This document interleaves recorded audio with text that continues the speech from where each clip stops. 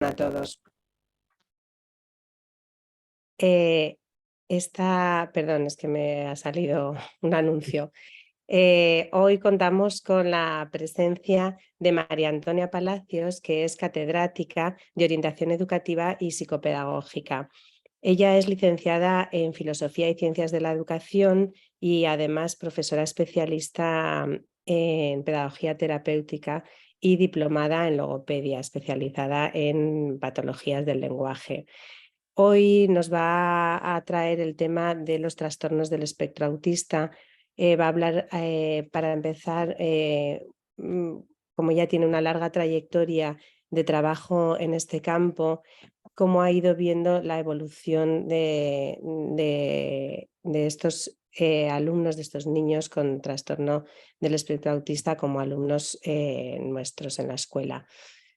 Nosotros también en la sociedad y en el colegio hemos ido viendo una evolución, creo que muy positiva en este campo. Hemos aprendido, quizá no del todo, claro, pero hemos ido aprendiendo a trabajar, a tratar con mayor respeto a las necesidades que tienen las personas con un trastorno del espectro autista, conforme hemos ido conociéndolas, por supuesto, y conforme la escuela también se ha ido haciendo más inclusiva. De todas maneras, no quiero quitarle más tiempo a María Antonia, así que bienvenida María Antonia, bienvenidos todos, espero que lo disfruten.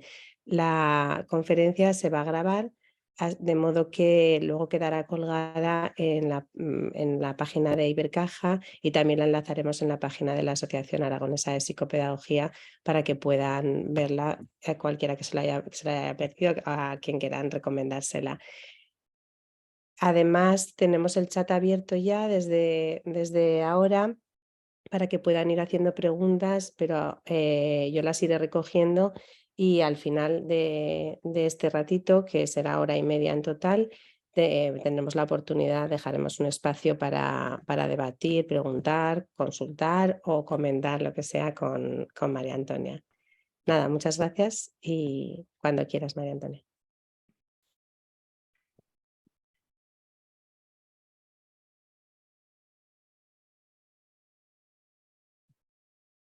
María Antonia, vas a tener que tienes que poner el audio, que no se oye.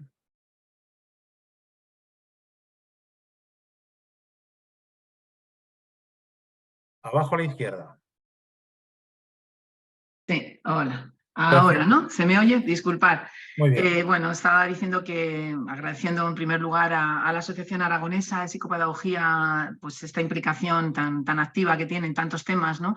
Y cuanto más en este que para mí es mi pasión, ¿no? De toda la vida, y por supuesto a la Fundación Ibercaja. He intentado en este rato que vamos a estar plantear una ponencia que fuera ágil, si no es así, cortamos y quitamos y ponemos en algunos aspectos cuestiones más interesantes que os pudieran atraer más, dado que no sé muy bien, bueno, pues los participantes, el nivel un poco de participantes que va a haber, he intentado que esté enfocada tanto a profes como a padres y a madres de niños con trastorno de espectro de autismo.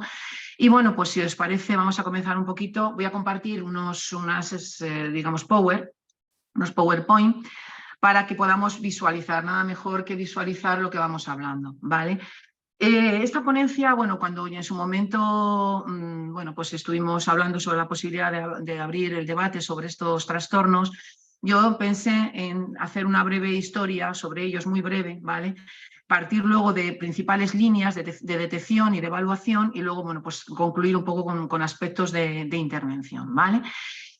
Vamos a comenzar un poquito viendo muy rápidamente, porque sobre esto hay he intentado ser muy sistemática para que veáis un poquito la evaluación y la evolución que hay en la conceptualización de estos trastornos. Fijaros que allá por los años 40 estos trastornos se entendían como un trastorno más de tipo, había unas teorías más de tipo dinámico y se veía estos trastornos como trastornos más de tipo emocional. Es decir, que se entendía que estos trastornos tenían un foco muy de emoción y muy afectivo, en relación sobre todo con las figuras de crianza. Claro, esto, daros cuenta de lo que implicaba. Implicaba que parece ser que los papás, las mamás, en este caso, hablaban de mamás neveras, ¿no? Mamás frías, ¿no? Imaginaros qué duro este planteamiento de la conceptualización de esos trastornos en torno a estos años, ¿no? Pasamos luego, sitúa un poquito las fases a los años 60, cuando ya estos trastornos empezaron a ya situarse en temas más de tipo conductual, ¿no? Fueron los primeros atisbos que pongo ahí de relación de trastornos neurobiológicos con el autismo, pero siempre se enfocaba mucho este trastorno en los trastornos más de tipo conductual, digamos lo visual, ¿no? Lo conductual de estos sujetos, ¿no? Ya para los años 80 empezó a cambiar la perspectiva, ¿vale? Hasta la actualidad ya nos situaremos, ¿vale? Esta perspectiva ya empezó a cambiar más y se vio una perspectiva más de tipo evolutivo. Ya se hablaba de trastorno del desarrollo, tenemos la DSM-4, trastorno revisado, la CIE-10, y hubo ya unos avances en aspectos de investigación. Había más hipótesis explicativas y empezó a haber ya más estudios biomédicos en los que ya se veía que no estábamos hablando de trastornos de tipo emocional ni que tenía nada que ver la relación con figuras de crianza en estos trastornos, ¿no? Claro, estos avances en la investigación planteaban también procedimientos buenos de tratamiento que, bueno, han ido poco a poco especificándose y mejorándose, ¿vale? En principio se veía que lo más adecuado era un tratamiento educativo, psicopedagógico y, por supuesto, en algunos casos pues era necesario, lógicamente, aspectos de farmacología. Sí que es verdad que luego entraremos en debate, la clásica pregunta de, bueno, ¿pero esto se cura? ¿Esto se resuelve? Bueno, evidentemente estos trastornos no es que se curen, lo que sí que se consigue con las propuestas y los tratamientos de tipo educativo y farmacológico, si es necesario, son mejoras muy significativas digamos, en las conductas o las alteraciones que pueden plantear. Pasamos ya digamos, a situarnos en la actualidad, en la que ya, bueno, sabéis que el DSM-4 ya ha pasado, estamos en el DSM-5, en el DSM-4, hasta hace pocos años, sí que había una descripción muy categórica, muy categorial, como se llama, de estos trastornos. De hecho, se llaman TGDs, trastornos generalizados del desarrollo, y ahí sí que había 5 tipos de trastornos: el autista, el RET, el desintegrativo, el Asperger, el no especificado, que situábamos cuando diagnosticábamos a los niños o a los alumnos o a las personas en una de estas categorías, ¿vale? Claro, esto ya lógicamente ha caído y ya se ha empezado a describir de una manera más dimensional y a pasar del diagnóstico de la palabra TGD a la palabra T, trastornos del espectro del autismo. Estos espectros están ya metidos en este nuevo manual, los manuales internacionales, en este caso en el DSM-5. Vamos a definir un poquito, muy brevemente, ¿vale? Porque no me quiero meter en cuestiones muy técnicas, lo que entiende ya el DSM-5 por estos trastornos. Como veis, hemos ido situando la evolución y la conceptualización desde lo conductual, lo emocional, lo dinámico, hasta lo ya más categorial y más dimensional. María Antonia, perdona que te interrumpo un segundo. Sí. Si quieres, para que se vea mejor, le puedes dar a presentar diapositivas. Vale, perdóname, porque yo como estoy aquí metida claro, en tú lo estás faena, viendo cerca, pero a lo mejor en la aquí será, pantalla ¿no? lo van a ver. Presentación con diapositivas. Aquí, ¿así? ¿Lo veis mejor? No, sigue igual. Pues lo he Presentar con puesto. diapositivas, ¿ya lo has iniciado? Sí. A mí me sale mucho más grande, me sale toda la pantalla. ¿No lo veis bien? Se ve bien, pero se ve... Pues no sé cómo hacerlo más, porque aquí Nada, déjalo. a mí me sale grande, fíjate, no sé, dice, está compartida la pantalla, pero en grande me sale a mí aquí. Vale, pues ya está. Siento que no, si no, luego me vais preguntando. Bueno, como os comentaba, el DSM-5 ya comienza ya con este trastorno del espectro del autismo y ya lo mete dentro de los trastornos del neurodesarrollo. Está incluido en estas afecciones porque de alguna manera se sabe que es un trastorno, lógicamente, que está situado a lo largo del periodo de desarrollo. Sitúa ya no tanto las categorías, sino lo dimensional. Entonces sí que habla de deficiencias en la comunicación social, en la interacción social.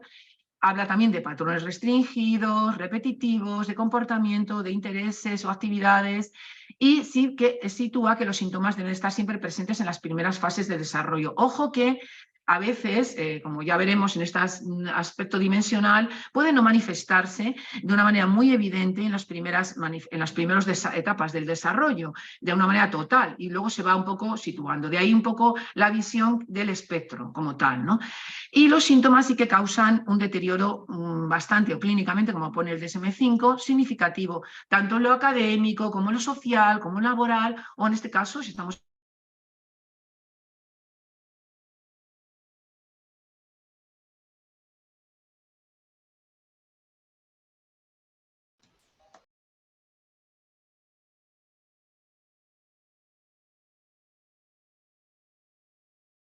¿Cómo decir? Bueno, esto no sé qué me está diciendo aquí. Vale. Bueno, estábamos comentando un poco el DSM-5 y bueno, creo que iba por el tema de discapacidad, ¿no? Diciéndoos que nosotros normalmente diagnosticábamos niños pequeñitos y muchos de ellos, pues bueno, en principio nos impresionaban más de retrasos o de discapacidad intelectual, ¿no? Bueno, este DSM-5 sí que especifica bien que todas las alteraciones que se vean no se tienen que explicar mejor por una discapacidad, es decir, que tienen que ser atribuibles a una alteración en la comunicación social, en la interacción y en patrones repetitivos, ¿vale? Y bueno, como os decía anteriormente, este DSM-5 es más descriptivo y usa especificadores, ¿vale? Indica ya 3 niveles de gravedad en el momento del diagnóstico y ya asocia ejes, si hay o no déficit intelectual, sabéis que en muchos casos sí que lo hay, si hay o no deterioro en el lenguaje, si va asociada a una afectación o una afección médica o genética y si va asociada a otro trastorno del neurodesarrollo, ¿no? El tema del espectro es cierto que define mucho estos trastornos porque de alguna manera, como varía mucho, porque nosotros hemos encontrado niños con trastornos de espectro de autismo en unos ámbitos muy, muy espectrales, es decir, desde un extremo hasta el otro extremo, ¿no? Todo muy dimensional. Entonces, según varían las características del individuo, según varía el entorno, según varía la gravedad de la afectación, según es el nivel del desarrollo o la edad incluso en la que lo valoras, varía, ¿no? Y de ahí es el término del espectro del autismo. Como veis, hemos situado un poquito toda la evolución, aunque ha habido este corte que lo lamento profundamente, pero bueno, esta evolución en todo lo que es el trastorno en sí, ¿vale? Sí que me parecía importante, y lo vais a visualizar un poco, espero que lo estéis viendo bien, unos hechos, unas ficciones que hay sobre María, en esto. la presentación ahora nosotros no la estamos viendo, entonces vale, si quieres, como ahora te vemos bien a ti, te están pidiendo en el chat la presentación, si puedes desde el escritorio abrirla. A ver, me da tanto pero miedo volverme a perder. No será desde la... No será desde... No sé muy bien cómo escribir, porque antes me salía, cuando me puse a presentar, cuando le di a presentación, me salía, pero es que ahora no me sale. Pienso que puedo perderme si lo hago así, pero... ¿Pero la tienes en el escritorio? Sí, ¿La sí, la tienes tengo en el abierta? escritorio. Ábrela, No, abre no, la presentación. la tengo abierta. La presentación está abierta. Pues ahora compartir pantalla. No, es que no me sale. Ahora a mí me está saliendo la ponencia y no me está saliendo vuestra... Voy a ver si aprieto aquí. A ver, no, a lo mejor la lío, ¿eh? Justo No, abajo en el centro. no, es que no me sale eso, José Luis. No me sale. Así como igual al principio, cuando comencé la ponencia me salía, ahora no me sale nada de esto. No me Espera sale. un momentito. Solamente me sale toda la pantalla con mi ponencia, pero no me sale la opción de compartir pantalla, como lo hice al principio. Por eso he seguido. Una pena porque todo lo visual, ¿no? Como en los TEAs, ¿no? Todo lo que entra por lo visual es mucho mejor comprendido, ¿no? Pero en este caso no lo tengo, no sé cómo hacerlo.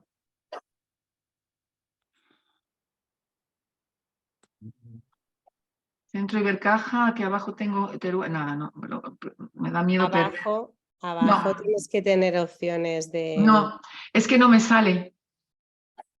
No me sale ninguna opción. En los 3 puntitos. Salir del vídeo, detener vídeo, me sale silenciar mi audio y ocultar vídeo. No me sale nada más. No me sale ninguna opción más. Pero a ver si pudiera ver yo algo tuyo. Bueno, lo que es los temas de informática, que yo en esto no me manejo bien, desgraciadamente. Si pulsas Alt S, igual te sale. Alt S, voy a probarlo. ALS, vale, ALS. Ah, mira, mira, qué maravilla. ¿Quién me ha dicho esta maravilla de invento? Yo, pero es que te lo pone Maravilloso. en las opciones. Es que, pues una opción, vamos, de lo más maravillosa. Espero no volverme a perder entre la informática. Bueno, pues lamento de verdad, bueno, luego nos acordaremos, ¿no? De todos estos. A ver, estábamos por el tema de los hechos y las ficciones, ¿no? Ahora sí que se me oye, se me ve y se ve la presentación. ¿Sí? Todo bien, sí. Perfecto. Vale, pues bueno, los hechos que un poco quería también transmitir aquí es que se habla mucho, ¿no? sobre el autismo, ¿no?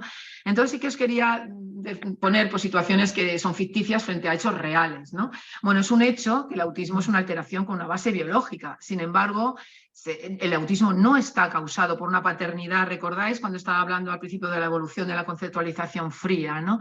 El autismo no se limita al tiempo de la infancia, que eso es otro de las aficiones. El autismo es un trastorno del desarrollo que dura toda la vida, ¿vale? Se puede paliar, puede mejorar, pero no se cura. El autismo no siempre se caracteriza por tener habilidades especiales. Es otra de las cuestiones que es un error en entender esto. El autismo se da en todos los niveles de capacidad intelectual, aunque normalmente sí que es verdad que va acompañado con dificultades de aprendizaje y o discapacidad intelectual, ¿vale? El autismo no es una concha, que siempre decimos que encierra a un niño normal y que espera salir, ¿no? Esto es como todo, ¿no? Siempre se habla de estas cuestiones, no. El autismo es una alteración grave en la comunicación, depende de la gravedad, lógicamente, en la comunicación, en la socialización y en aspectos de imaginación o de pensamiento, ¿vale? Bueno, seguimos un poco viendo algunas de las cuestiones. Ya he visto un poco la evolución, ¿vale? De todas las teorías más principales hasta llegar al DSM-5, que sitúa el trastorno en un espectro, y vistan un poquito los hechos y las ficciones. Sí que me gustaría bueno, pues que comentáramos un poquito algunas de las teorías explicativas del autismo, ¿vale? Ninguna por sí sola, de alguna manera, explica en sí a lo que es el autismo, ¿vale? Una de las teorías más importantes es la teoría de la mente, la que explica un poco, en parte, pero no en todo, el tema del trastorno del espectro del autismo. Esta teoría habla de que este tipo de trastornos tienen alteraciones en las habilidades cognitivas, ¿vale? En habilidades para atribuir estados mentales. En estados mentales nos referimos a deseos, a emociones, a creencias, a sentimientos. Entonces, digamos que esta teoría avala que los trastornos del espectro del autismo pues, se basan en este tipo de alteraciones, ¿vale? Con la finalidad de que no saben atribuir estos estados mentales para comprender y predecir conductas de interacción, conductas de comunicación con otros, ¿vale? Os puse algún autor, que entre ellos Fritz, Leslie y Baron Cohen son los que de alguna manera defienden esta teoría de la mente. Según esta teoría, pues lógicamente que explicaría en parte, digamos en parte, no en todo, los déficits de los trastornos del espectro del autismo. Estos trastornos tienen déficit en capacidad para leer la mente, ¿vale? Y tienen fallos en estos mecanismos que permiten pues atribuir, como os decía antes, los estados mentales, los propios y los ajenos, ¿vale? Para de alguna manera explicar o predecir el comportamiento. Esto sería una de las teorías, he intentado ser sintética, ¿vale? Que explicarían en parte el autismo. Otros trastornos del espectro del autismo. Otra de las teorías sería la teoría de la coherencia central. Esta teoría, bueno, algunos autores, como os puse ahí las fotos por ser un poquito más visual, ¿no? Como son Fritz y Happe, pues de alguna manera, Happe, lo que dicen es que estos niños o estas personas con los trastornos del espectro del autismo tienen dificultades en unir una información, ¿vale? Entonces lo que hacen es, se quedan en los detalles y no son capaces de extraer el significado a un nivel más alto para captar un sentido de un texto, por ejemplo, de una imagen. Eso os habrá pasado, profes que estaréis por ahí, cuando tengáis a niños delante con este trastorno, que estaréis viendo que se fijan en detallitos, ¿vale? Pero no se fijan a lo mejor en una cuestión ya más simbólica, más genérica o más de coherencia central, ¿vale? Ahí sí que se dice, según esta teoría, que hay un fallo en la entrada y en el procesamiento de la información, ¿de acuerdo? Porque se comenta que estos trastornos tienen una coherencia débil, una coherencia central débil. ¿Esto qué significa? Que hay un desequilibrio entre lo que es la integración de esa información y la dificultad para atribuir un significado global a la entrada de esta información, ¿vale? Esto sería otra de las teorías que explicarían los, digamos, trastornos del espectro del autismo. Como os he dicho antes, ninguna de ellas por sí sola es capaz de definir o de explicar en su totalidad la complejidad de esos trastornos, ¿no? De hecho, todavía a día de hoy estamos, pues eso, investigando, ¿no? Otra de las teorías explicativas sería la de que se llama disfunción ejecutiva, ¿no? Estos niños siempre dicen, es que fallan en las funciones ejecutivas, ¿no? Bueno, no solamente estos trastornos, hay otros trastornos que también tienen dificultades en la función ejecutiva. Bueno, pues es verdad que los niños con trastornos o las niñas con dificultades o con trastornos, en este caso del espectro del autismo, tienen pues dificultades en planificar, dificultades en establecer metas, eso se ve mucho cuando diseñas tareas, ¿vale? En memorias, que llamamos más la memoria de tarea, la memoria de trabajo, en inhibir respuestas que son a veces irrelevantes, como un sonidito, como algo que para cualquiera a lo mejor no nos resultaría muy significativo y sin embargo para ellos son capaces de inhibir esas respuestas, tienen respuestas pues del tipo de taparse oídos, bueno, luego hablaremos de esto, ¿no? También tienen dificultades en los cambios de atención, en los cambios atencionales, en los focos de atención, tenemos muchas pruebas que lo demuestran, y la flexibilidad, que en este caso es una inflexibilidad del pensamiento y de la acción. Digamos que esta teoría explicativa del autismo sería la de que de alguna manera hablaría de las funciones ejecutivas que están alteradas en estos trastornos.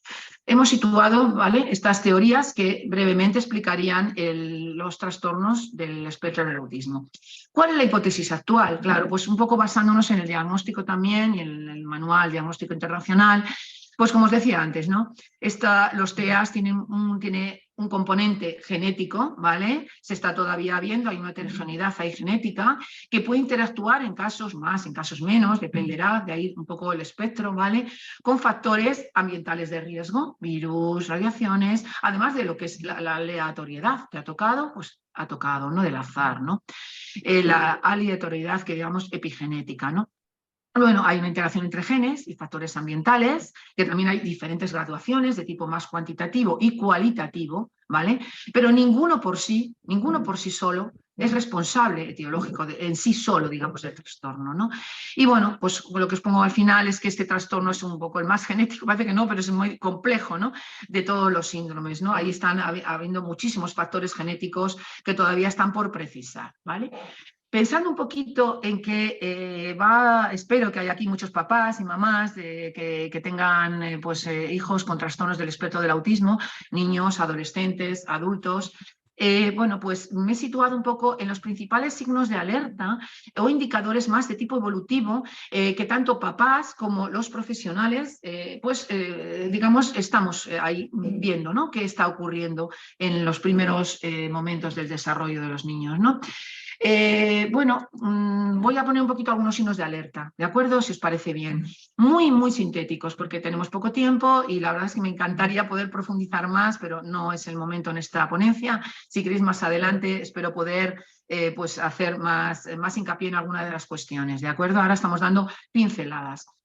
Bueno, en los primeros meses, pues ¿qué signos de alerta tenemos? Pues lógicamente la inadaptación se ve, no en todos, ¿vale? Estamos diciendo que puede haber de todo, hay niños que sí, hay niños que no, y no por eso es o no es un TEA, ¿vale? Pero sí que hay que estar, digamos, alertas a estos signos, ¿de acuerdo? En los primeros meses hay una inadaptación, por ejemplo, al ser cogido en brazos, niños que tienen menos actividad, que demandan menos, niños que tienen pobre contacto ocular, niños que no tienen esa sonrisa social que se está dando ya en esos meses, ¿de acuerdo? O niños que también pueden tener dificultades asociadas también a otros trastornos, lógicamente, o no, o niños normales, pero bueno, estamos hablando de TEAs, dificultades del sueño o de la alimentación. Ya en torno a estos 6 meses, de 6 meses en adelante, pues un poco situándonos en los desarrollos normalizados, vemos ya alteraciones en el desarrollo. Desde muy pequeñitos, yo he visto vídeos, eso lo pedíamos, cuanto más manejas estos diagnósticos o estos trastornos, te das cuenta antes, ¿no? Nosotros pedimos, o yo pedía muchas veces vídeos a papás, porque ¿qué papá no tiene vídeos, ¿no?, de sus niños de bebés? Y me enseñaban vídeos de cuando estaban en la cunita, ¿no? Y sí que es verdad que, sobre todo todo en algunos casos, en los casos que son más evidentes, recordáis que os decía antes que a veces no se ve, al principio se va viendo más adelante, ¿no? Sí que es verdad que niños pequeñitos o bebés pequeñitos se veía ya estos signos, ¿vale? En torno a los 6 meses ya se ven muchas cuestiones, por ejemplo, los que pongan gritos muy monótonos, niños que no tienen esa flexibilidad, ¿vale? O esa, digamos, linealidad en la intención comunicativa, que no tienen mucha jerga, que no tienen conductas imitativas, los típicos gestos, los típicos sonidos del bebé, ¿no? Que no hay vocalizaciones de tipo interactivo, que mamá o que papá no emite sonidos y el niño, pues aparte de la sonrisa, intenta de alguna manera interactuar con estos sonidos, ¿no?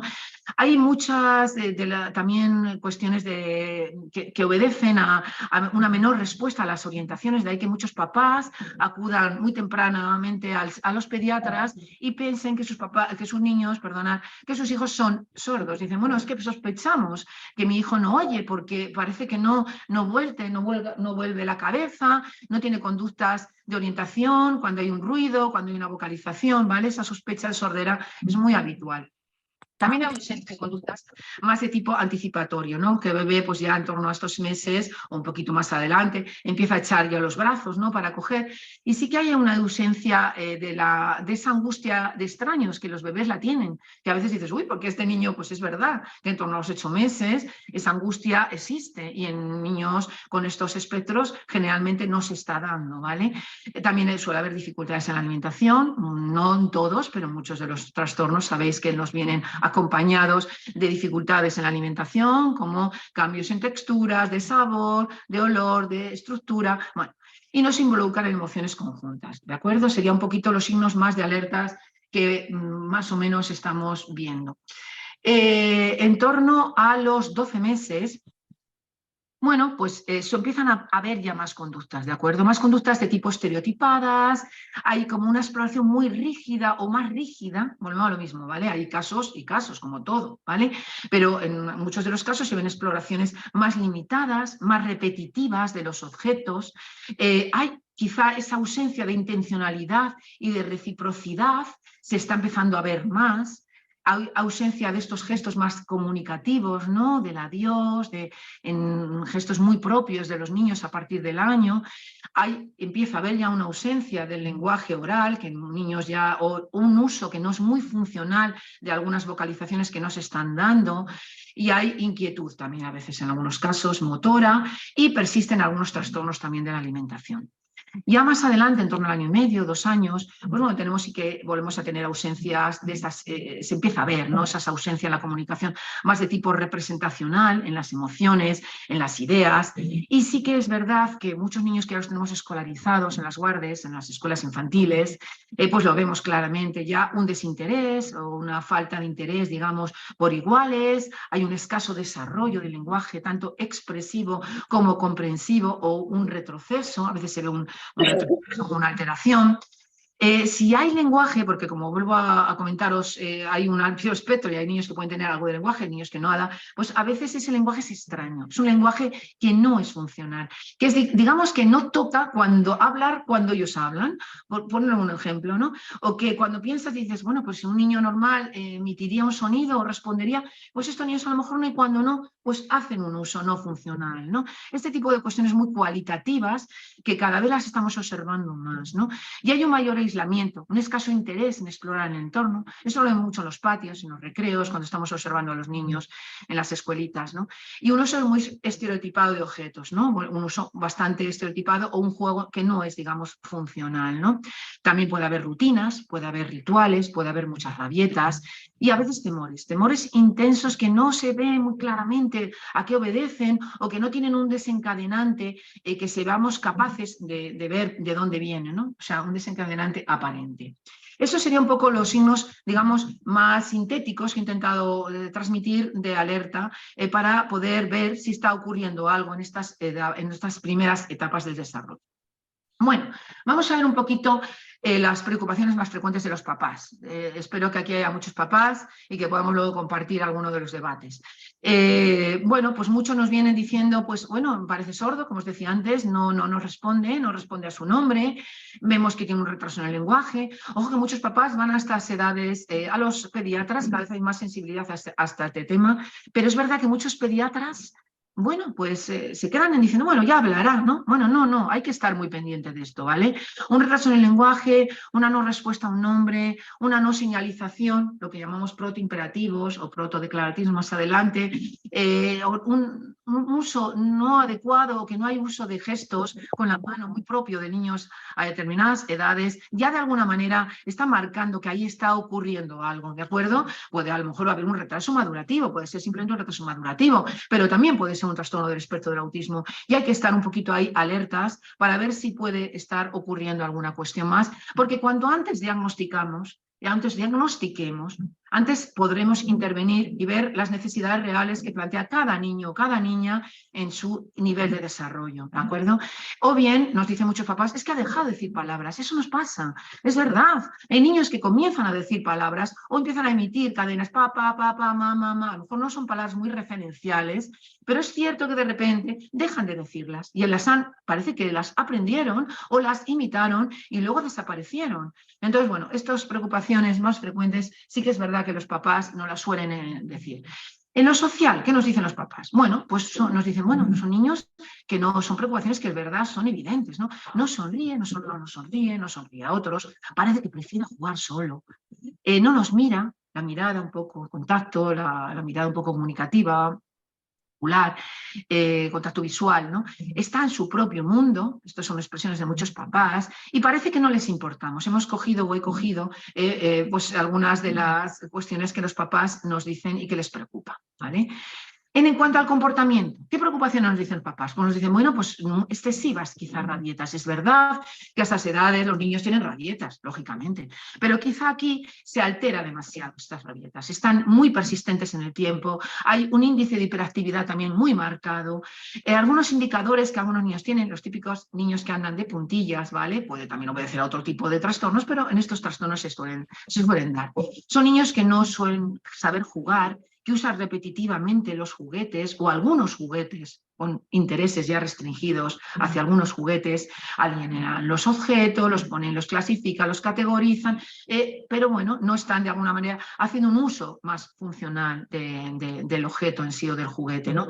Son hipersensibles a algunas texturas o sonidos, de ahí un poco la hiperselectividad que tienen a veces en la alimentación, o esa conducta clásica de taparse los oídos o cuando van a comer algo de textura, ¿no? Y hacen movimientos extraños, tipo estereotipia, sería lo más claro, o a veces no tiene por qué ser una estereotipia, pueden ser movimientos de otro tipo. Digamos que estas son las preocupaciones más frecuentes de los papás en las primeras etapas del desarrollo. ¿Vale? Voy a ver un poquito cómo vamos de hora con estos cortes, espero que me deis un poquito más de tiempo. Bueno, vamos a ver, hemos situado ya la evolución en la conceptualización, los síntomas o los signos de alerta, tanto que vemos más o menos los profesionales y los que los papás nos dicen que les preocupa.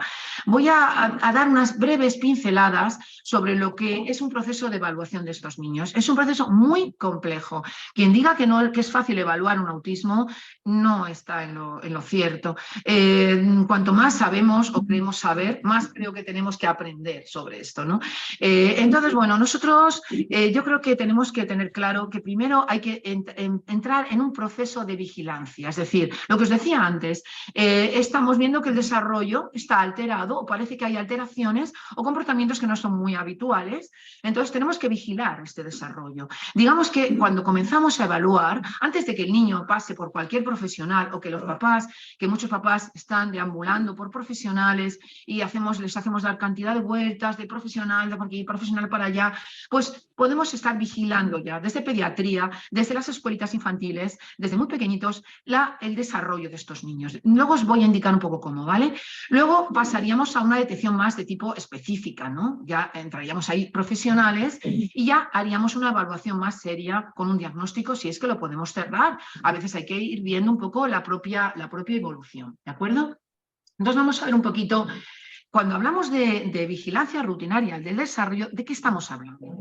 Estamos hablando un poco de lo que antes hablábamos, de las señales esas de alerta. Si vemos que hay una ausencia de balbuceo en torno a los 12 meses, tenemos que estar ya alerta. Si vemos que hay una ausencia de palabras sencillas, de uso muy cotidiano, en torno al año y medio, tenemos que estar alertas. Si vemos que hay una ausencia de frases espontáneas, de 2 palabras que no sean, ojo, que no sean ecolálicas, porque las ecolalias parece que son frases, pero no son frases, son ecolalias, son repeticiones. Si vemos que no hay frases espontáneas en torno a los 2 años, más o menos, situándonos, tenemos que estar alertas. Y cualquier pérdida también de lenguaje, como muchos papás nos dicen, o habilidades sociales, también tenemos que tenerlas como señales de alerta. ¿Qué procedimientos tenemos para esto? Pues lógicamente la observación. Hay que observar, hay que saber observar.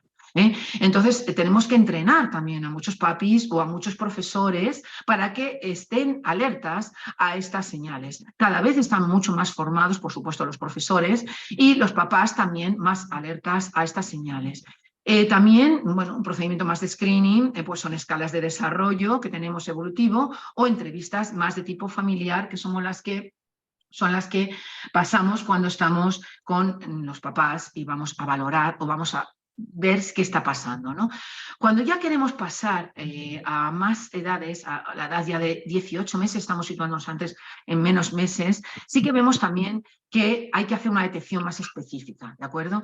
También tenemos esas señales de alerta. ¿La recordáis que hablábamos? Ausencia de contacto visual, una limitación en la respuesta de orientación al nombre. No serán los típicos niños que les llamas y no giran la cabeza ante su nombre. Esa ausencia de atención conjunta, ¿no? Llamamos atención conjunta cuando un adulto, mira, esto señalamos. Y lo que hace un niño habitualmente en torno a los año y medio, 2 años, mirar donde la persona está señalando, ¿no? Hable o no hable, esa atención conjunta se está dando. Cuando hay esa ausencia de esa atención, ya tenemos que estar alertas, ¿vale? Hay también limitaciones en aspectos de imitación muy básica, porque estamos en imitaciones muy básicas, pero limitaciones muy gestos de tipo muy básico a estas edades, ¿no? O alteraciones en la comunicación no verbal o un retraso en el desarrollo. ¿Qué procedimientos tenemos de screening? Antes de ponernos a diagnosticar, bueno, pues sabréis, muchos de vosotros ya los conocéis, pues tenemos el chat, el MChat, que es un cuestionario. Este cuestionario lo tienen ya muchos pediatras en la Comunidad de Madrid y fuera de Madrid, y gracias a que es muy rápido de ver, pues hay unos ítems críticos y muchos pediatras ya lo están usando, y en torno a estas edades, estos meses, ya empiezan a verse o a valorar que puede haber una sospecha, bueno, puse ahí TGD, disculparme, de TEA, ¿vale? Entonces, bueno, hay que ver un poco si este procedimiento de screening lo tenemos que luego perfeccionar y ver hacia dónde va, ¿no? Hacia una, digamos, evaluación más específica para ya determinar si estamos ante un TEA o no. El ADIR, que es una entrevista muy estructurada, muy larga, por cierto, se graba, hay que tener una formación específica que la hemos hecho los profesionales que nos dedicamos a ello, y las escalas más específicas. Bueno, esto sería un poco lo que tendríamos que ver. Cuando ya nos ponemos a evaluar, voy a dar pinceladas muy rápidas, de acuerdo, sobre todo por el tiempo, bueno, pues analizamos determinadas variables. Analizamos, pues lógicamente, o hay alumno o niño, pues aspectos de embarazo, de parto, qué enfermedades ha habido, qué intervenciones, qué medicación. Es decir, que tenemos que evaluar en una entrevista, a través de una entrevista, esa historia del desarrollo. El ADIR es muy específica, pero antes para screening, pero también para diagnóstico, lógicamente. Pero cuando queremos simplemente ver qué está pasando, vamos a empezar a evaluar, ¿de acuerdo? Hacemos entrevistas de este tipo, ¿no? Vemos qué hospitalizaciones ha habido, qué hitos evolutivos han ido ocurriendo, si está el niño en edad escolar, pues, porque claro, a veces hacemos unos diagnósticos muy tempranos y otras veces los hacemos más tardíos. Depende un poco de, digamos, la categoría o de la gravedad o de la detección que la profesora o los papás hayan tenido, o el pediatra de turno o el neurólogo nos haya determinado que tengamos que valorarlo, ¿no? Pero si no, es verdad que a veces, bueno, podemos estar viendo niños más pequeñitos y a veces estamos viendo niños más mayores, ¿vale?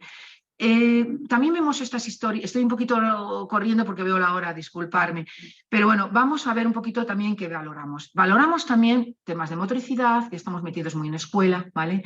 De desarrollo, de actividad, de conductas, qué estereotipas existen, esas, si hay focalización de intereses, hacia dónde focalizan los intereses. Sabéis que suelen tener intereses restringidos, si hay rituales o no, dependerá también de la edad y del grado, si hay preocupaciones inusuales, cómo está el sueño, cómo está la alimentación. Hacemos muy descriptivo todo esto, cómo está el juego, qué apego tiene a determinados objetos, si es un apego no funcional a los objetos, si es participativo o no, qué patrones de interacción tiene el niño, ¿vale? Si esa sonrisa social se está dando, qué mirada hay, qué respuesta hay.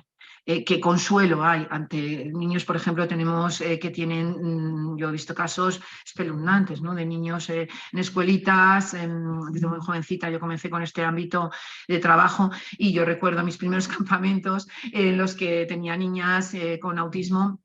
Y bueno, tenían heridas de las que cualquier niño pues lloraría, porque sangraban, y pues no buscaban consuelo en el adulto, no lloraban, ¿no? Esa cuestión que tenemos que también valorar, ¿de acuerdo? Bueno, también vemos que anticipación, sabéis que tienen dificultades en anticipar situaciones, de ahí que luego la intervención tenga que ser muy estructurada y muy planificada, ¿vale? A los cambios, la resistencia a los cambios. Todo esto lo vamos viendo a lo largo del hito evolutivo, de los hitos evolutivos que tienen los niños, de su historia de desarrollo, cómo ha ido, ¿no? Cómo ha ido su comunicación, cómo va su comunicación desde que nació hasta la etapa en la que estamos, lógicamente, valorando la edad en la que esté el niño, ¿no? Y luego vemos aspectos de autonomía, ya depende de la edad, lógicamente, del niño, ¿no? Si es una autonomía más personal o más social, ¿vale? Bueno, vamos a seguir porque como tengo tanto, pues bueno, no sé yo cómo me va a dar tiempo. Bueno, vamos a ver un poquito, luego ya vamos el aspecto más de funcionamiento del niño actual, ¿no? Del alumno, ¿no? Vemos el estado físico, cómo está a nivel motor, cómo está a nivel de inserción social, cómo está a nivel de aspectos emocionales, motivacionales, cómo está la comunicación, si se está desarrollando de una manera adecuada en relación a su edad, en relación a su rango, ¿vale? Y la competencia curricular, sí que valoramos también aspectos de competencia curricular. Daros cuenta que si estamos muy metidos en la escuela, tenemos que valorar esto. ¿Por qué? Pues por esto, porque la respuesta educativa es muy importante, fundamental. El estilo de enseñanza del profe o de la profe es muy, muy importante para estos niños, para todos en general, pero sobre todo para estos niños. Hay que darles oportunidades para el aprendizaje. Entonces sí que es verdad que nosotros cuando estamos en la escuela observamos eso, vemos qué estilo de enseñanza tiene el profesor, vemos si le da o no a los niños oportunidades para aprender, vemos qué tipo y qué grado de ayuda da a cada niño. Una vez que hemos valorado todo lo que os decía, un poco las pinceladas que he ido dando, vemos también cómo presenta la tarea, cómo presenta esa tarea, ¿no? Muy importante, muy importante. Y cómo maneja las contingencias con el niño, ¿no? Esto nos da unos indicadores de por dónde luego nosotros intervenir, ¿de acuerdo? También valoramos aspectos, lógicamente, familiares, como os he dicho antes, todos los hitos de desarrollo, todos los aspectos de cognitivos, comunicativos, sociales, motores, y luego vemos el aspecto familiar, ¿cómo no? La familia es fundamental. Entonces sí que es muy importante aquí ver esa coordinación, como es la coordinación con la escuela. ¿Qué antecedentes tenemos también? Por todos estos aspectos que decíamos antes, ¿no? Genético y demás, familiares. Muchos papás, es curioso, mamás, nos han venido diciendo, cuando hemos diagnosticado niños quizá en edades más avanzadas, diagnósticos más tardíos, como decimos ahora, porque ahora los diagnosticamos cada vez antes, nos han venido diciendo, bueno, yo de pequeño era igual, parecido, incluso muchos diagnósticos de Asperger, ahora ya no sé Asperger, pero bueno, ahora estamos en TEAS ampliamente en el espectro, nos dicen, es que yo creo que soy un Asperger, ¿no? Esto sería un tema de debate para otra ponencia, pero bueno, vemos también qué pautas educativas tiene la familia en esa coordinación con la escuela y qué expectativas y sobre todo qué comprensión tiene. Es complejo, es muy complejo el diagnóstico de autismo y muy complejo la aceptación de un trastorno de estas características. En muchos padres, pues normal, es complejo y la dificultad en asumir estas dificultades, pues hay que ir acompañándole en, bueno, pues que los papás vayan viendo, ¿no?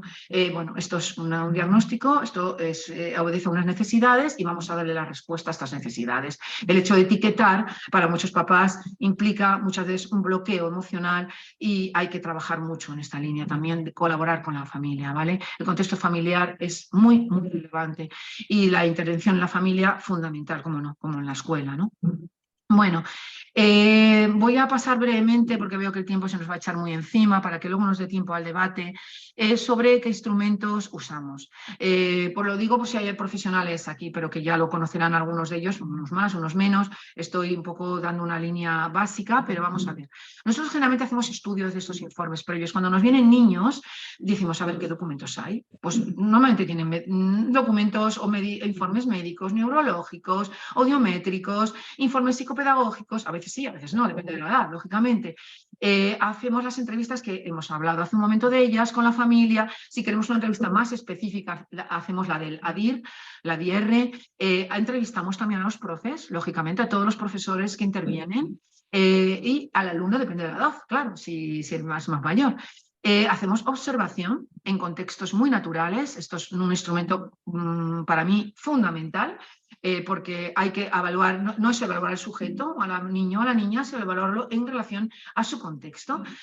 Al contexto me refiero de aula, de apoyo, en el comedor, es fundamental ver el comedor, como decía antes, en el recreo. Hacemos también análisis cuando valoramos de los trabajos del alumno, de la niña o del niño, sus dibujos, sus textos, sus cuadernos, lo que haya, ¿no? Si estamos en la etapa infantil, pues lo que haya, y si estamos en primaria o en secundaria, pues lo que hay, ¿no? Y luego ya pasamos a escalas o a cuestionarios más específicos del desarrollo de estos niños. Bueno, hay escalas, os puse aquí, de desarrollo, hay escalas de cognición para ver si va asociado o no va asociado el TEA a un retraso o a una discapacidad intelectual. Hay escalas más emocionales, hay escalas de interacción social, hay escalas de juego, hay cuestionarios, y están las herramientas, que es lo último que tenéis ahí en mi Power, específicas ya de autismo, ¿de acuerdo? Las que ya, cuando ya nos metemos a ver ya grado, ya determinar ya específicamente y a cerrar ese diagnóstico. Bueno, yo como tuve la suerte de ser en su momento alumna de Ángel Rivière, para mí su muerte fue un drama.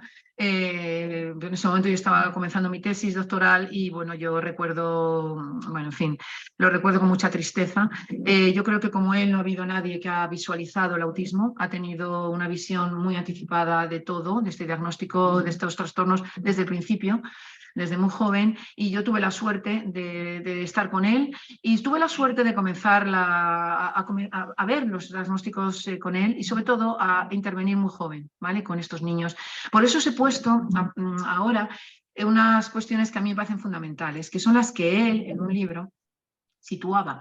Se ponía en la visión del niño, del autismo. Yo recuerdo cuando estaba con él en campamentos, yo muy joven iba a los campamentos de autismo y siempre hablando con él decía, bueno, a ver, es lo que el niño necesita, efectivamente. Podremos dar un diagnóstico, pero ¿qué es lo que necesita dentro de este diagnóstico? Un diagnóstico es una etiqueta, pero es que cada diagnóstico es diferente. Dentro de un diagnóstico los niños son totalmente diferentes. Entonces, ¿qué nos pide un autista, ¿no? Entonces, pone en palabras del autismo las necesidades. ¿Qué necesito? Le diría un autista. Pues necesito un mundo estructurado, necesito un mundo predecible, necesito en el que me sea posible anticipar lo que va a suceder, ¿vale? ¿Qué necesito? Necesito que utilice señales claras. Esto, digamos, que si lo tuviéramos puesto digamos, en nuestras aulas para todos los niños, pero sobre todo para nuestros niños, con TEA, sería magnífico. Utiliza señales claras. Utilízame papá, mamá, profe. Claro, no me emplees en exceso el lenguaje.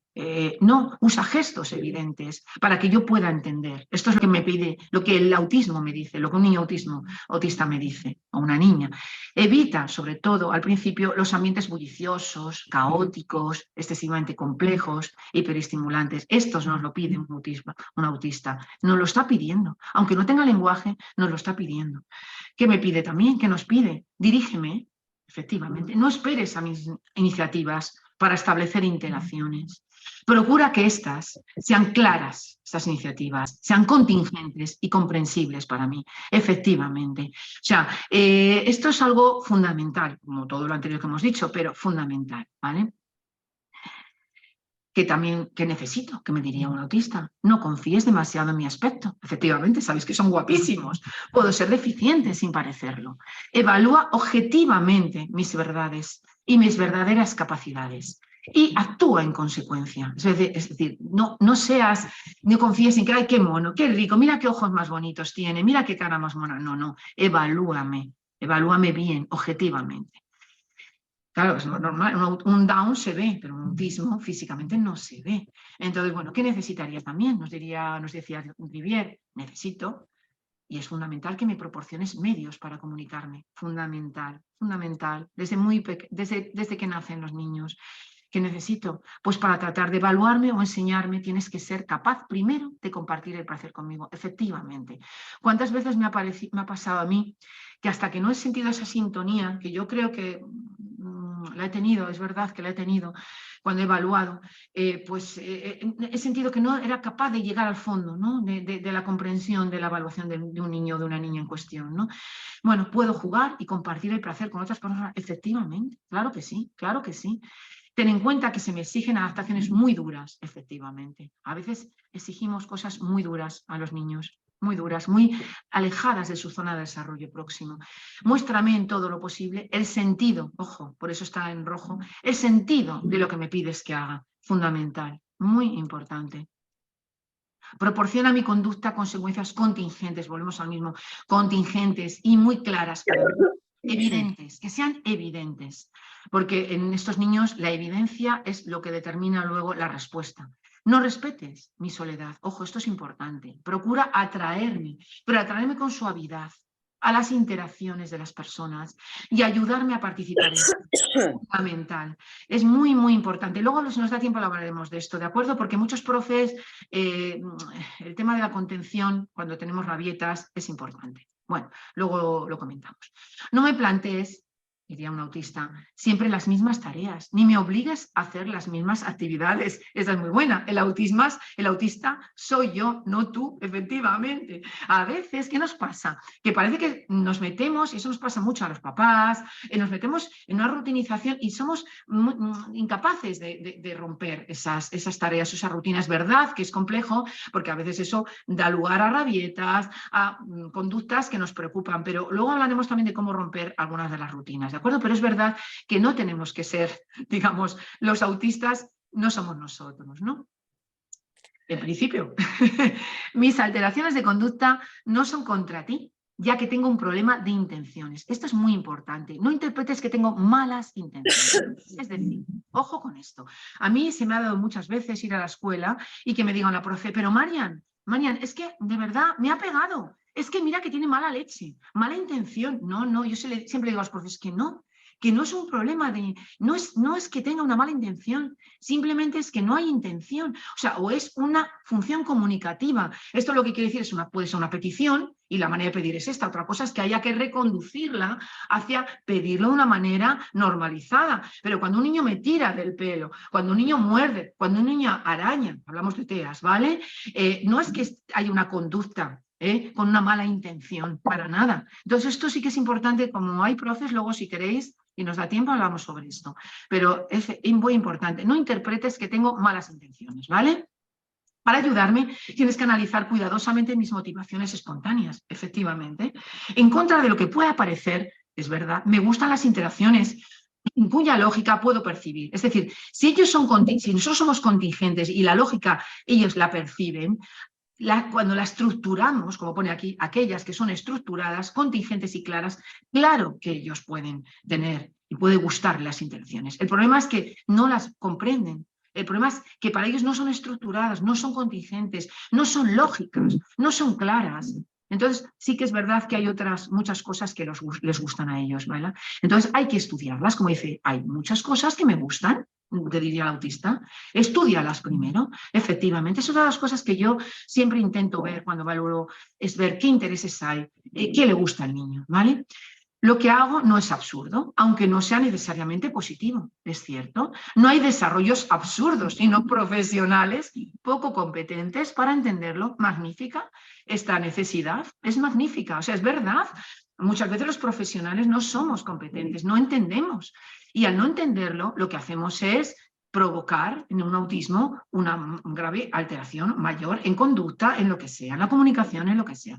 Enfoca la educación y el tratamiento en términos positivos, efectivamente. Fundamental, fundamental esto. Ponme límites, efectivamente. No permitas que dedique días enteros a mis estereotipias, a mis rituales o a mis alteraciones de conducta. Los límites que negociemos, por eso es muy importante, este tema de negociación, ya veremos también, me ayudan a saber que existes y que existo. Muy, muy bonita esta frase. Es decir, sí que es necesario, lógicamente, poner límites, pero no quiere decir eso que no podamos establecer unos turnos en estos límites o una limitación en el tiempo, que muchos de los profes lo hacen magníficamente.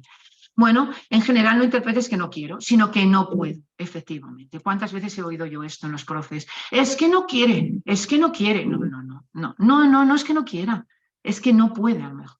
A lo mejor no puede, o a lo mejor es que no le comprendes, ¿vale? Si quieres que aprenda, tienes que proporcionarme experiencias de aprendizaje sin errores. Muy importante este tema. Y no por ensayo y error. Ojo con este tema, porque es que según qué enseñanzas y según qué metodologías pedagógicas, bueno, pues esto es una enseñanza por ensayo y error. Bueno, yo no voy a entrar en esto porque no es el día hoy para entrar, pero está claro que para muchos niños no les va, no les va. En otros sí, explorar, investigar, les ayuda, pero sobre todo un autismo no.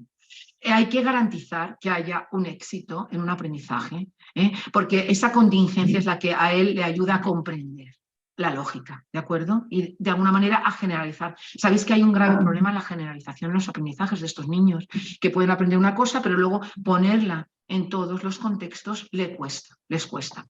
Bueno, sigo con la necesidad. Para ello es preciso que adaptes cuidadosamente los objetivos y procedimientos de enseñanza a mi nivel de desarrollo. Ojo con esto, es muy importante saber en qué nivel de desarrollo está el niño, para proporcionarle en ese sentido las ayudas, solamente las que sean necesarias y las que sean suficientes para que tenga éxito en las tareas que se le planteen. Ojo que esto para el profe a veces plantea serias dificultades, ¿de acuerdo? Para eso estamos, para que entre todos podamos adaptarlo.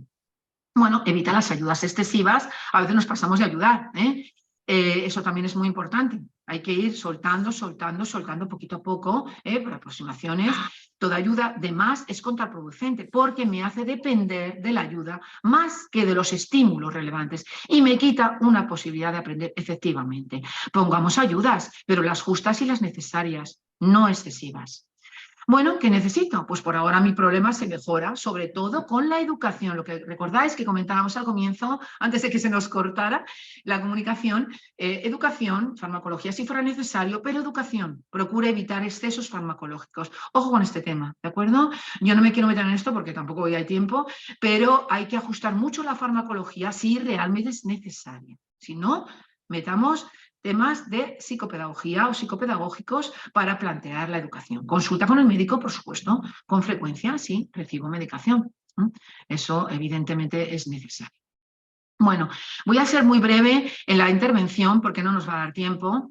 Realmente esta ponencia, como os decía al comienzo, pretende simplemente, lo digo para que ajustemos las expectativas, porque yo soy a veces muy exigente y me siento a veces que no me ha dado tiempo a todo lo que quisiera transmitir. En una hora poco se puede transmitir, la verdad, sobre todo con un trastorno tan complejo, ¿no? Pero bueno, creo que al menos hemos visto un poco la evolución del trastorno, hemos visto un poco los signos de alerta, hemos visto un poco las necesidades más relevantes, las preocupaciones que tenemos y voy a dar breves pinceladas sobre los principios de intervención educativa. Lo digo porque habrá profes que lo tendrán claro, pero bueno, que lo podemos un poco repasar, ¿no? Bueno, importante, la actitud del profesor. Fundamental, comprender, tener buen humor, ser cariñosos, ser pacientes, crear situaciones positivas, crear situaciones gratificantes, fundamental para todo, evidentemente, para aprender, pero sobre todo en estos niños, ¿de acuerdo? Sobre todo es muy importante organizar, dirigir, dar estabilidad al niño para que pueda anticipar, para que pueda flexibilizar ese estilo cognitivo tan inflexible en algunos casos con TEA, ¿vale?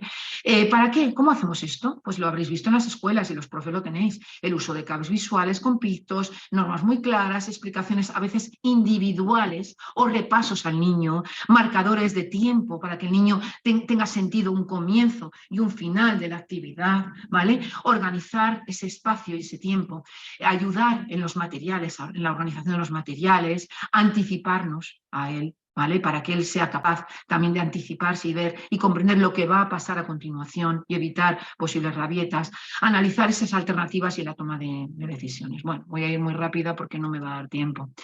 Bueno, otros aspectos sería comprender esas dificultades, porque es verdad que exigen unas adaptaciones, claro que sí, exigen adaptaciones metodológicas, por supuesto que sí, y en la evaluación que diga lo contrario no está en lo correcto.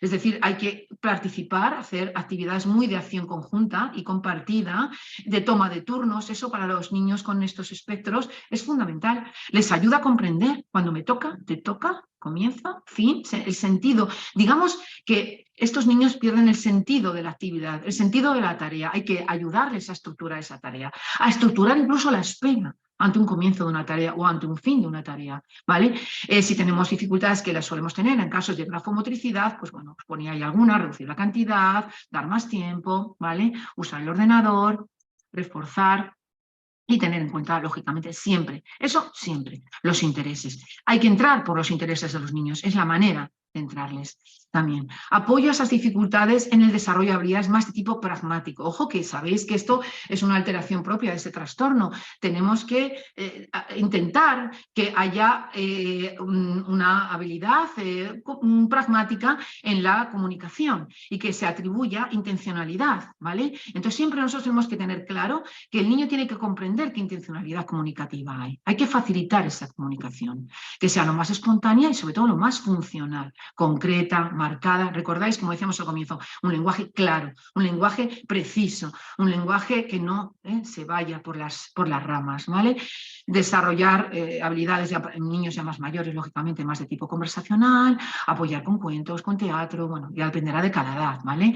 Y es enseñanza más explícita de las normas, es muy importante las normas visuales puestas ahí, y el lenguaje no literal. Ojo, porque aquí los tenemos muy claro, cuando ya los niños van avanzando en la edad, vemos qué dificultades hay en el lenguaje no literal, o sea, les cuesta mucho comprender, tenemos muchas pruebas que además lo demuestran, pues comprender las bromas, comprender las segundas intenciones, comprender los chistes, comprender las metáforas, eso les cuesta mucho, ¿vale? Bueno, otro aspecto fundamental de intervención es desarrollar la autoestima, como no en todos los niños, pero bueno, estos niños pues más con mensajes muy positivos, hacerles sentirse competentes, potenciar esas habilidades. Ojo, es muy importante, esas habilidades especiales que ellos tienen, focalizadas en sus intereses, las podemos desarrollar en habilidades y de alguna manera también las deficitarias, lógicamente, ¿no? Un apoyo muy de tipo emocional, acentuar mucho los gestos, la entonación, para que ellos lo comprendan, para que les llegue, ¿vale? Enseñar a identificar esas emociones, tenemos muchos materiales para esto, ¿no? A través de acontecimientos muy a lo mejor del día a día, en la familia, en la escuela, ¿vale? Técnicas más de autocontrol, depende de los niños, si los tenemos más con TDAH, o sea, asociados a déficit de atención con hiperactividad, pues tenemos que a lo mejor trabajar más la relajación, la respiración, ¿vale? Y bueno, sobre todo tenemos que tener mucho control ante un descontrol emocional o ya más conductual, ser muy serenos, tener mucha calma y sobre todo saber manejar, ¿de acuerdo? Conductas de este tipo. Y ante un discurso muy repetitivo que a veces se nos da, y sabéis que esto es así, marcar mucho las finalizaciones de las conversaciones, ¿vale? Esto ya, ahora toca, ahora no, ¿vale? Estar muy atentos, por supuesto, a problemas en el estado de ánimo. Esto se nos da a niños más mayores. Como hoy la conferencia era un poco genérica, he hecho un repaso, pero esto se nos daría más en niños ya en edades de adolescencia para adelante, ¿vale? Un poquito antes quizá también. Bueno, por lo tanto, y acordaros, y vamos cerrando esto para que podamos abrir un debate, acordaros, ofréceme, eso es lo que hizo un autista, tratamiento positivo, atribuyéndome siempre buenas emociones, siempre. Para mí es fundamental. Acuérdate y ofréceme sentido. Dale sentido a las actividades, con la estructuración, con que sean predecibles, con que sean anticipables, ¿vale? Eso es fundamental, como repaso, ¿de acuerdo? Estamos ya acabando. Y por tanto, acuérdate y ofréceme dirección y límites, con contingencias claras, muy comprensibles, ¿de acuerdo? Y, bueno, un poco aprendizajes, sin errores, volvemos a repetirlo, para que nos queden un poco estas ideas como las más claras. A mí como que se queden 4 o 5 ideas de esta ponencia, yo soy feliz, porque ya sé que esto va hacia una línea que es la de comprender este trastorno, ¿vale? Estos trastornos, pues eso, ofréceme, diría yo, autista, diría, ofréceme un aprendizaje sin errores, adáptate a mi nivel de desarrollo, dame las ayudas suficientes para que tenga éxito, ¿vale? Para que tenga éxito. Y por lo tanto, dame medios claros para comunicarme. Sabéis que en muchos casos, los niños que no desarrollan lenguaje, tenemos que utilizar gestos, claves, signos, sistemas alternativos o aumentativos de comunicación. Ya dependerá de cada grado y de cada niño dentro de ese espectro, ¿vale? Y ayudas, sobre todo, para interactuar. Ofréceme esas ayudas, por favor. Quiero participar, quiero interactuar, quiero comprender el mundo en el que estoy, quiero comunicarme. Y puedo hacerlo, por favor, ayúdame, ¿no? Y bueno, nada más por mi parte, daros las gracias a todos. Lamento mucho estos problemas que ha habido con Internet, no me manejo muy bien en estos ámbitos, en lo técnico sí, pero en esto no tanto, en tecnológicos. Nos hemos retrasado quizá un poquito por ello, pero bueno, he intentado ser rápida. Espero haber dado unas pinceladas hacia todo lo que es la comprensión de estos trastornos, a lo que es el desarrollo y cómo ha ido cambiando la conceptualización, cómo ha ido también yéndose a ver un poco lo que es ahora ese diagnóstico tan importante, ¿no? Hay mucho más, os he dicho que la prevalencia cada vez es mayor también, bueno, no hemos hablado de muchos temas, pero bueno, lo fundamental que yo creo que era abrir un poco el apetito, ¿no?, hacia estos trastornos, creo o espero haberlo podido compartir con vosotros y por supuesto muchísimas gracias, ¿de acuerdo? Ahora si queréis abrimos un pequeño turno de debate o de comprensión de lo que queráis, si hay alguna cosa que nos ha llegado porque no me he sabido explicar o queráis que profundice más, pues por supuestísimo, encantada de ello. Muchas gracias. Muchas gracias, Marian. Gracias, te van dando las gracias en el chat, que no sé si Muchas lo estás gracias. viendo. Pues como no lo veo, desgraciadamente. Te van dando las sigo gracias, con muy mi pantalla. interesante. Ah, mira, ahora veo aquí una cosita arriba. Espérate, que lo estoy viendo. Te lo puedes abrir si Ay, quieres ir mira, mirando ay, qué tú si hay emoción, alguna, aunque sea al final, lo he conseguido. si hay Muchas alguna gracias a pregunta. vosotros, de verdad. Muchísimas gracias.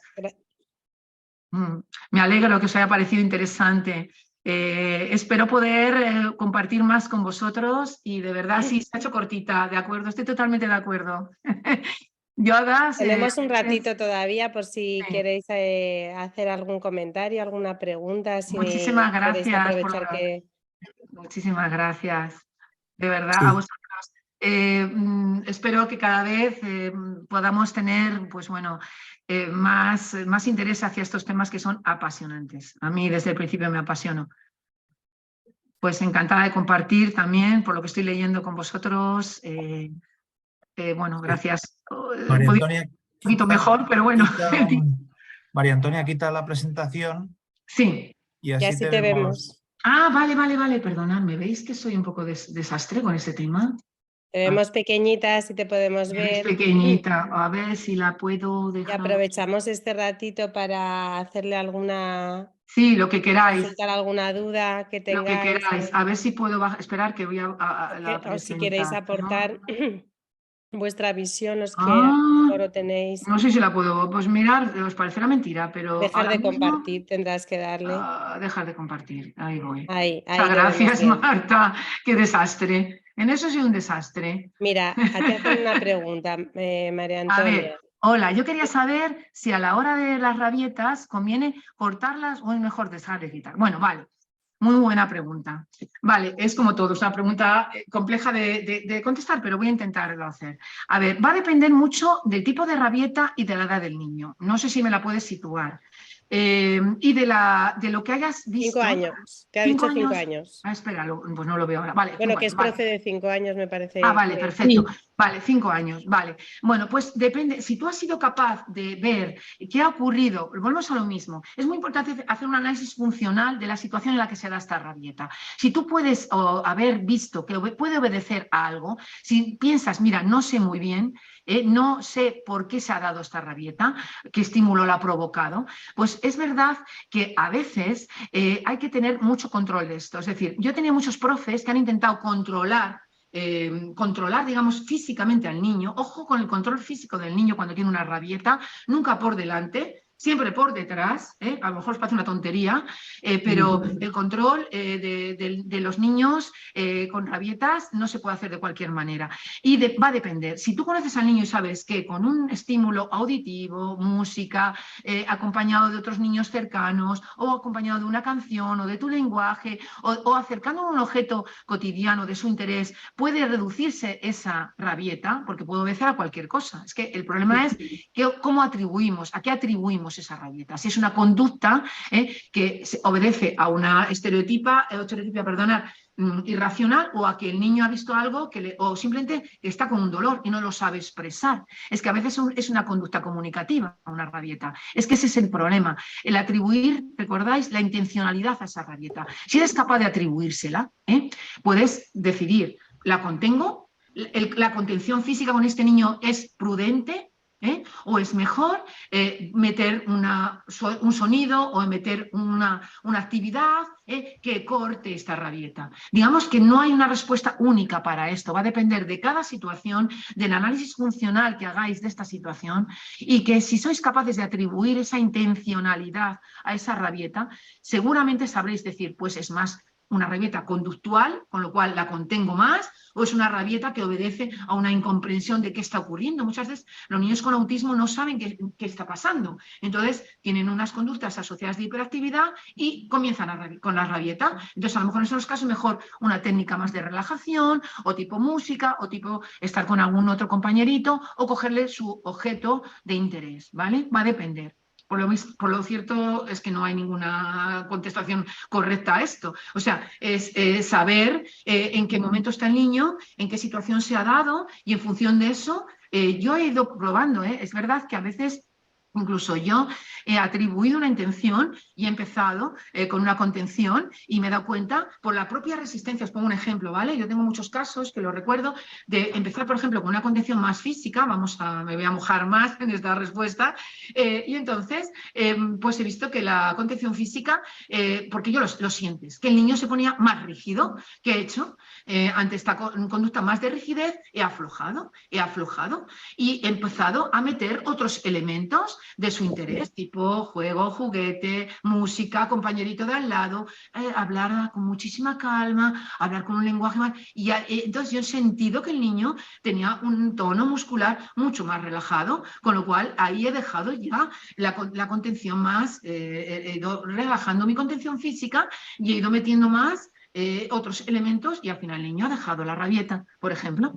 Es que hay multitud de situaciones, ¿vale? Una de estas, he contenido muchas rabietas, y la verdad es que la he hecho de muchas maneras diferentes, en función de, vuelvo a lo mismo, de cómo he analizado la situación, si la he observado yo, si la ha observado el profe, si el profe me la ha contado adecuadamente, o si he provocado yo incluso situaciones. A veces lo hago, pongo objetos o situaciones que provocan esta rabieta, para yo saber realmente qué intencionalidad está teniendo. Evidentemente lo hago con una situación de total control, porque si no se nos va el riesgo, ¿no? No sé si he sido capaz de contestarte. Sí. Vale, gracias. Sí, gracias. No sé si hay alguna... A ver...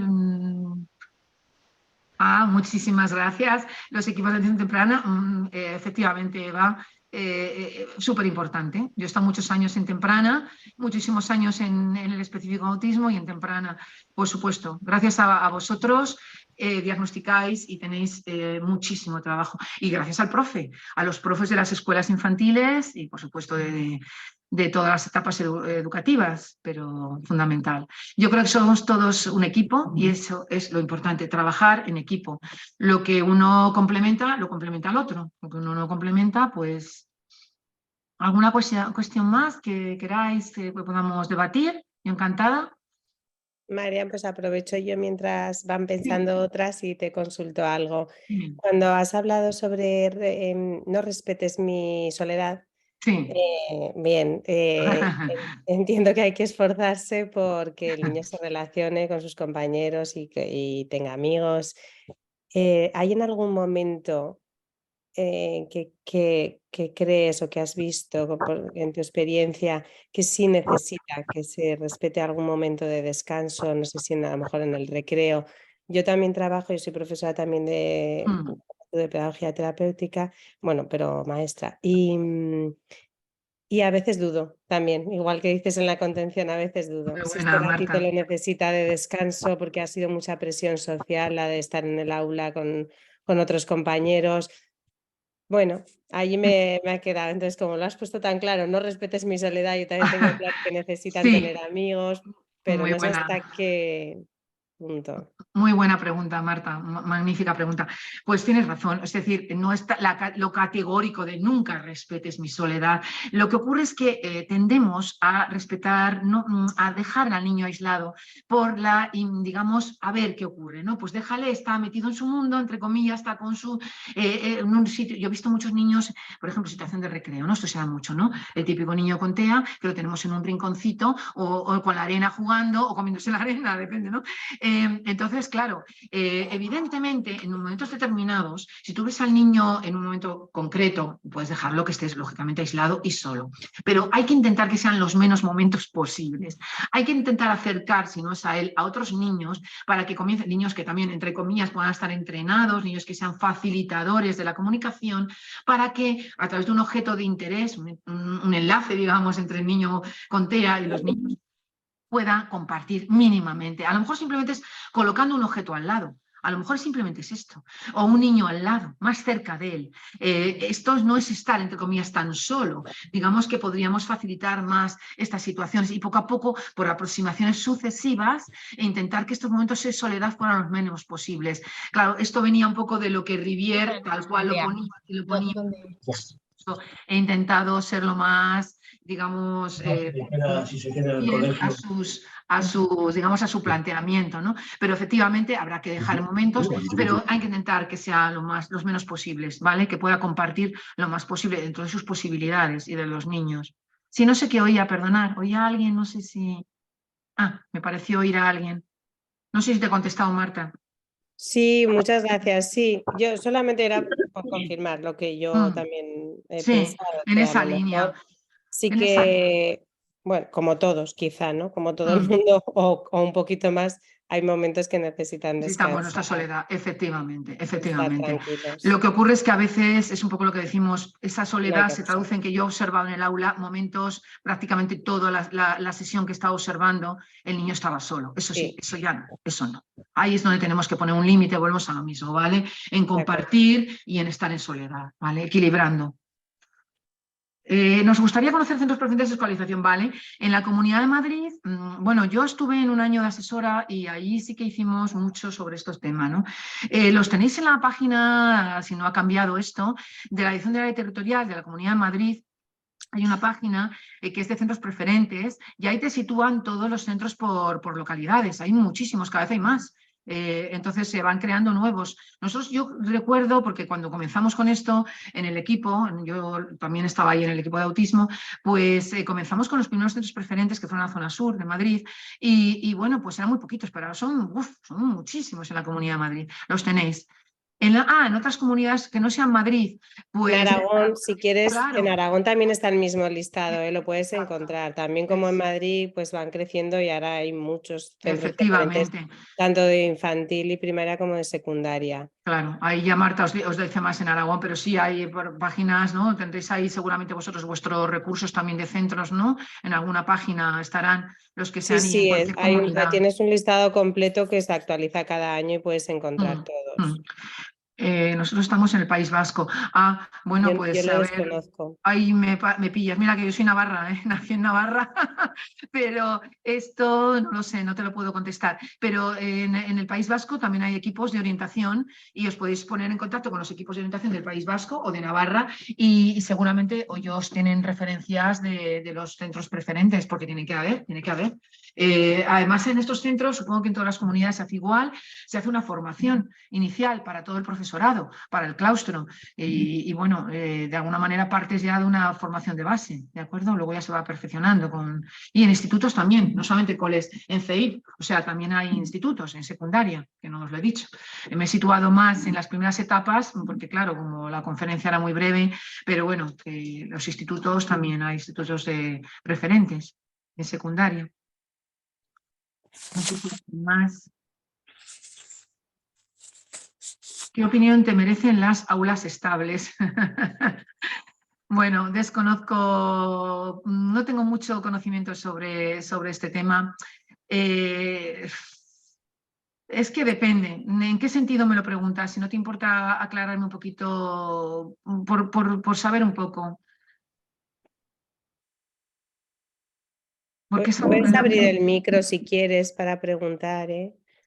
Los tenemos cerrados porque no se oiga bien. Vale. Sí, la persona puede abrírmelo y así podemos intercambiar más Hola, hola, muy buenas. No sé si me escucháis. Sí, te escucho. Estábamos escribiendo en el chat porque ya ves que la presentación ha estado fantástica, pero bueno, tenemos muchas inquietudes. Me encanta. Como el tema merece. Nosotros somos padres de un niño con TEA que tiene 5 añitos. Entonces, bueno, estamos valorando un poco diversos centros aquí en País Vasco, pues para que el niño estudie. Y una de las cuestiones un poco que teníamos ahí en mente era el tema de las aulas estables.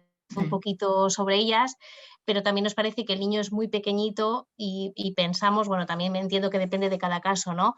Pero que de momento si nos podemos valer por apoyos educativos, con apoyos educativos, pues entendemos, es nuestra opinión, que es mejor que quede integrado de primeras en un aula estable, pero no lo sé, no sé si esa es la respuesta adecuada a esta consulta o no. Claro, pues volvemos a lo mismo, no hay una respuesta tal cual adecuada. Dependerá del grado de autismo, si tenéis el diagnóstico que os han hecho, dependerá si con 5 años lo tenemos ya con un desarrollo lingüístico y comunicativo, porque como os decía al principio, pues claro, dentro del diagnóstico de TEA, en 5 años podemos tener un niño sin lenguaje, como podemos tener un niño con lenguaje, podemos tener un niño con más patrones, es decir, depende del grado de gravedad o de alteración que tengamos en la comunicación, en la interacción social y en los patrones restringidos. Si situamos a un niño con digamos, un desfase o una alteración cualitativa y cuantitativa importante, bueno, pues yo creo que integrarse en un aula en la que tenga ya un apoyo, de acuerdo, específico y pueda compartir con otros niños sus necesidades es bueno. Si vosotros en el País Vasco tenéis apoyos, claro, lo desconozco, dentro o fuera del aula, es que no lo sé cómo está ahí. Cuando te referías a apoyos, perdóname, te refieres a que el niño está en una escuela infantil con apoyo, es que no me ha quedado claro, con apoyo. Ahora mismo estamos en un colegio que está integrado con el resto de niños y luego a través del gobierno vasco, él en base a su diagnóstico tiene una serie de apoyos educativos, tiene una PT, tiene una ALE especialista y una persona de apoyo educativo. Él, como hay más niños en la clase, está todo el día acompañado de especialistas en estos momentos. Este es nuestro caso. Vale.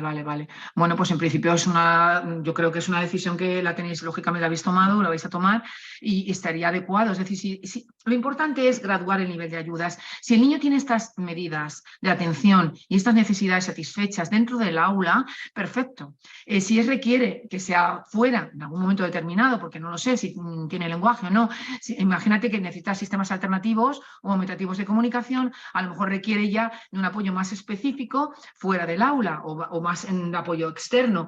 Pero en cualquier caso, como todo, cada niño va a tener que ajustarse las necesidades en función de la evolución y tendréis que tomar, o si la estáis tomando lógicamente ya la determinación, de que esté más integrado en un aula o más integrado. Es que no sé si en el País Vasco tenemos estas experiencias de escolarización igual que en otras comunidades, ¿sabes?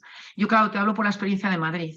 La experiencia de Madrid es que niños en 5 años, por ejemplo, que no están muy, digamos, que no tienen unas alteraciones muy graves, están muy integrados en su aula de referencia en 5 añitos, con su profesor que entra y que sale de apoyo y con la PT, bueno, PT o la AL, la opción y lenguaje y pedagogía terapéutica, y luego tenemos también, depende del integrador social, lógicamente, si necesita ayudas más en la autonomía o en la alimentación y demás, si se quedan en comedor y luego en el recreo, y luego como tenemos los proyectos ya metidos organizados por estructuraciones de espacios y de tiempos, pues claro, no lo sé, o sea, esa estructura de apoyo para un niño en 5 años aquí en la Comunidad de Madrid es magnífica. Por ejemplo, si tuviera un TEA con 5 años con un nivel muy alterado en comunicación, en integración, pues a lo mejor no lo sé, o sea, habría que ver si un centro preferente para él sería adecuado o no. Siempre tendemos a normalizar lo más posible en las primeras etapas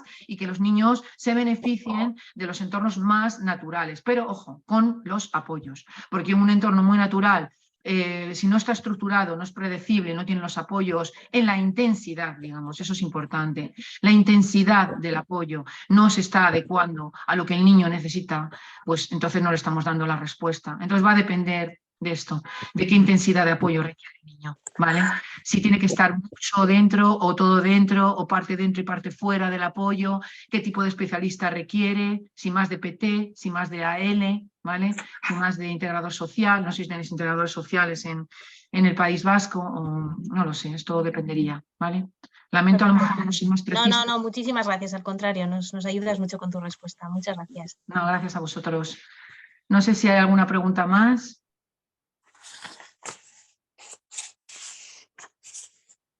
Bueno, pues de momento estamos en hora, ¿no? A pesar de todos los problemas que ha habido.